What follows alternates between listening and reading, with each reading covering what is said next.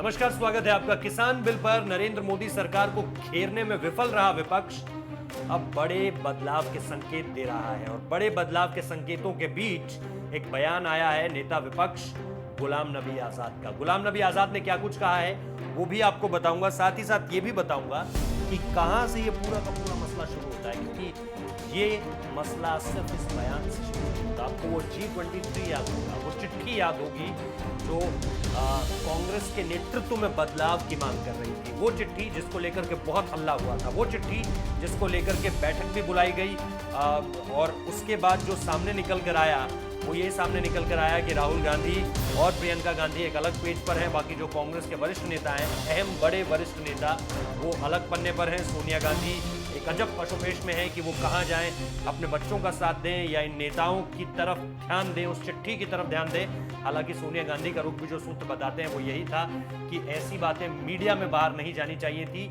अगर कोई बात थी तो उससे पहले यहाँ बैठक में उसके बारे में बातचीत की जा सकती थी, लेकिन ऐसा नहीं हुआ क्योंकि वो चिट्ठी जो है वो पहले ही मीडिया में आउट हो गई।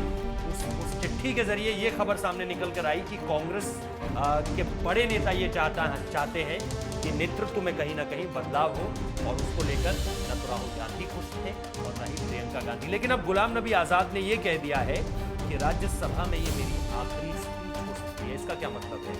क्या ये वही खुंदस है जिसको कहीं ना कहीं अब एक तरह से फ्रस्ट्रेशन के तौर पर निकाला जा रहा है, या कांग्रेस आला कमान की तरफ से ये इशारा हो गया है कि अब जो है हम कहीं ना कहीं सरकार को घेरने के लिए अपने चेहरे को बदलना चाहते हैं, अपनी आवाज को बदलना चाहते हैं, किसी और की आवाज, किसी और के नेतृत्व में अब हम सरकार को घेरने की कोशिश करेंगे। क्या वो नाम मल्लिकार्जुन खड़गे का होगा?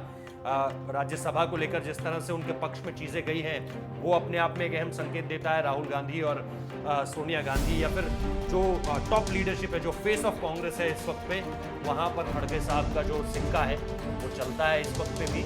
और क्योंकि ये जो G23 चिट्ठी लिखने का मसला सामने निकल कर आ गया, ऐसा नहीं था कि गुलाम नबी आजाद की कोई वहां तक अच्छी पैठ नहीं थी, या सब गुलाम नबी आजाद का नाम ही क्यों हो, उसमें आप देखिए शशि थरूर जैसे नेता थे, उसमें कपिल सिब्बल जैसे नेताओं का नाम था।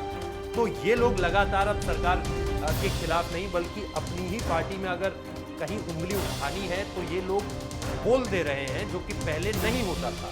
और अब यही चीजें शायद इनके खिलाफ जाती हुई नजर आ रही है। और क्योंकि बदलाव हो नहीं रहा है, उस चिट्ठी को बहुत गलत तरीके से लिया गया कांग्रेस आला कमान की तरफ से, इसी वजह से शायद गुलाम नबी आजाद ने कह दिया हो कि ये मेरा आखिरी भाषण है। हालांकि जब उनसे वेंकैया नायडू ने पूछा कि आप ऐसा क्यों कह रहे हैं, तो उस पर फिर उन्होंने जवाब नहीं दिया। उस पर फिर वो किसान बिल को लेकर ही बातचीत जो है, वो विरोध जो है वो आगे बढ़ गया।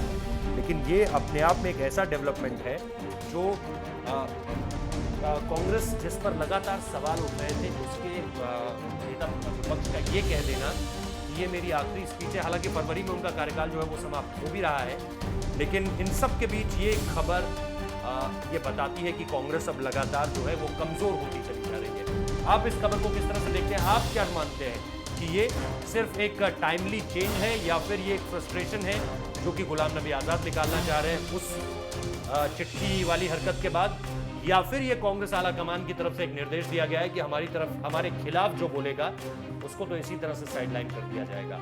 और ये हमने पहले भी बहुत बार देखा है। फिलहाल इस वीडियो में इतना ही। लाइक कीजिए, शेयर कीजिए, कमेंट कीजिए और सब्सक्राइब कीजिए हमारे चैनल को। बहुत बहुत शुक्रिया।